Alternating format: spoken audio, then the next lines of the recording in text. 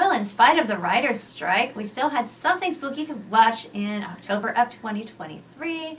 If it came out in September, we didn't know, so it was October for us. I don't know. But Fall of the House of Usher was something we watched because Poe, right? And if you people do not read who are watching and don't know, it's a short story by Edgar Allan Poe. And in the series, there are some spoilers, but you'll probably get more from others. So this is kind of an in-the-middle thing, but we're going to get philosophical about the deeper Poe points of this. So basically, this family makes janky pharmaceuticals, and death is punishing them for it in gruesome ways. It's not the best series, it's not the worst series. It's like, it was the best of times, it was the worst of times. But it's not the best. I'm Morticia, it's been a long day. This is Gomez. Isn't he pretty? Yes, he is. Perfect for today. He's looking very steampunky and period, and we're just feeling Poe, even though Poe was a century before steampunk. Would work with us, okay? So, in this story, basically, it's kind of not really like Poe's short story, Fall of the House of Usher, but it's about a house of Usher, right? So, but each little episode is named after a each episode is named after a story written by Edgar Allan Poe. You have the Telltale Heart, you have the Raven.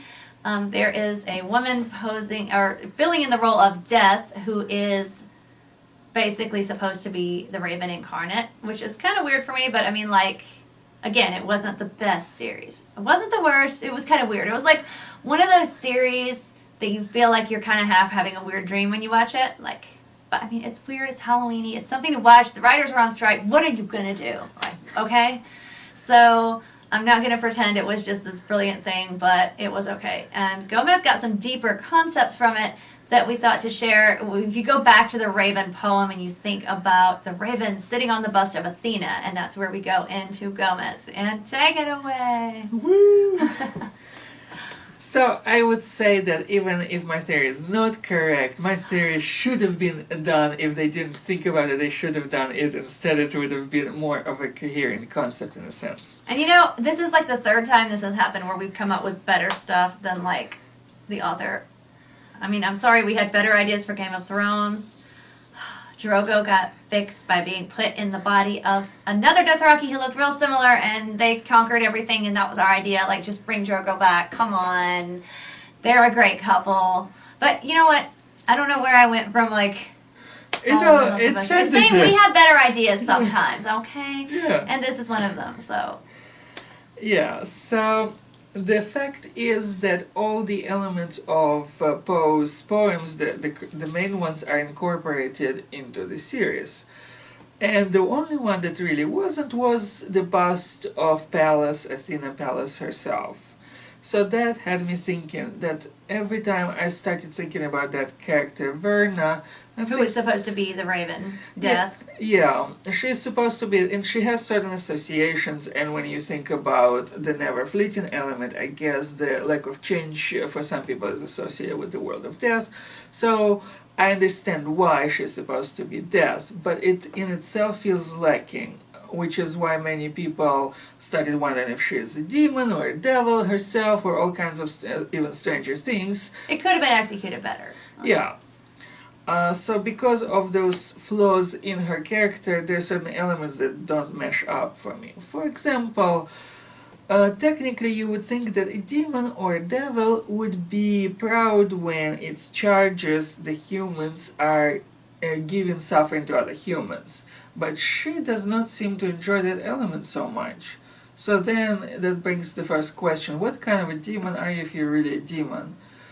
And then her own words I took into account kind of reflect on her nature, who she really is, how she thinks of herself. So she doesn't think of herself, in her own words, as the broker of sufferings. She thinks of herself as a witness. And there were several elements in the myth of Athena that point to her being a kind of witness to what other people, mortals, do in her name. she was the patron of heroes, for example. So, as somebody who encourages Hercules, Diomedes, Perseus, among the well-known names and the lesser-known ones too, she basically encourages them to take their own arms and use their resources, their strengths, to punish whoever they're supposed to punish. Usually it's the god Ares or something like that. But in any case, or the monsters, she doesn't do it for them herself. She always says that she would encourage somebody, she would give them the strength, she would inspire them, and then they do the job. And this is also what I see in this series, The Fall of the House of Usher, where all the humans are basically in some way causing their own suffering. That's the way. And she seems to not be necessarily happy about all of it. She seems to just accept it as a given, to my mind. She often uses their own weapons against them. So again, that reminds me of the idea of Athena, only instead of the good, nice Athena that inspires you to be the best self you can be, she is a kind of a dark reflection. She says that I won't do the dirty work for you, but I will give you all the tools where you can hurt yourself in the best ways possible. And if you really don't want to hurt yourself, you wouldn't do it. You wouldn't use the tools would not speak to you. Which is why she sets the character Lenore herself free, because she wasn't interested in the family suffering.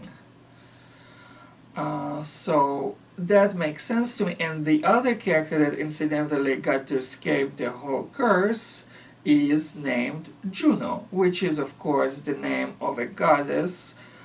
In the Roman pantheon it is the top goddess, but in the Greek pantheon it was of course the variation of the goddess Hera, who Athena herself often had alliance with against other gods when they fought on different sides of war.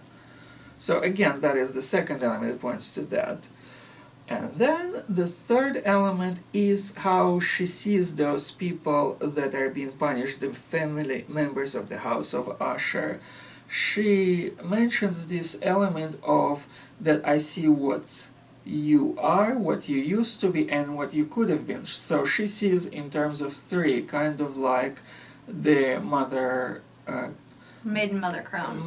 Whatever, I'm saying it. Yeah, or the fates of Greek mythology. Either way, there's that power of three that repeats itself again and again. So when you take all of that into account, and the fact that if there was a need for a demon in a poem, there already were demons mentioned, the ones from the poem Annabel Lee.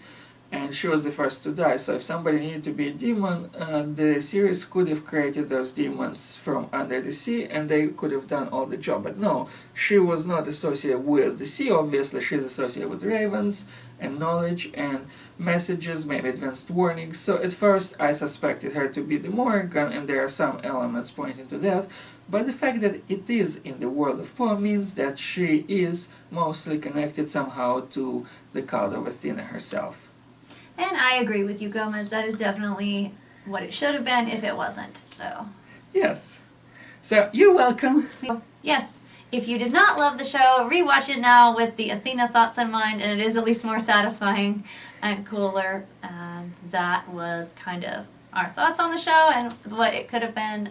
Did you watch it? What did you think? Do you agree with our thoughts? If you did not read Greek mythology or at least watch Xena, then don't talk about our thoughts if you don't agree with them, because you have to know about them, right? Yes. Yeah, you can't be uneducated and disagree, because that's not really how it works. So until next time, stay spooky, my friends.